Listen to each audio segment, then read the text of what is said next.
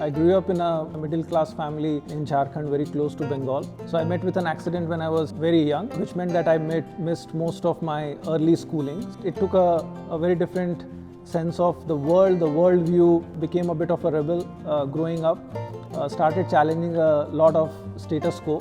And that's what, to my mind, really redefined the world view. From there, ended up doing my graduation from Delhi University, then MBA from IRMA. I had again many options, but again that rebellion streak continued, and that's why I chose a very different path. So ended up being a founding member very long back in 2007. That's where my entire journey of founding companies and taking companies to scale started. So ended up building a high quality young team which took the organization to scale.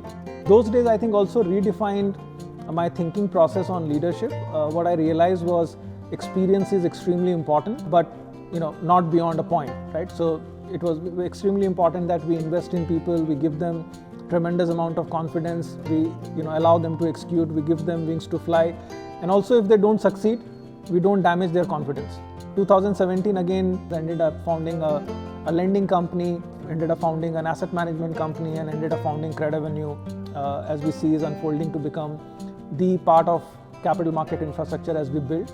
I think some of that streak of challenging the status quo, not taking no for an answer, taking a lot of pride in terms of work ethic, working hard, redefining, not sitting on what we have built yesterday, constantly thinking about what's there out tomorrow.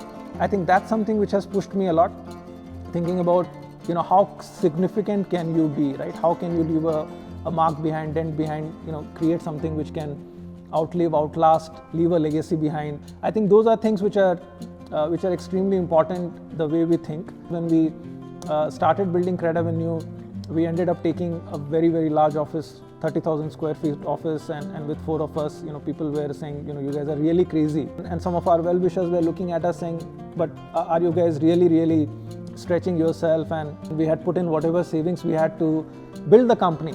But reflecting back, I think there was a tinge of sense of self-belief and confidence that we will make it. And that's why my belief is we are not a startup from a scale perspective. We're already fairly large as far as our business, GTV, transaction, revenue, all of that is concerned.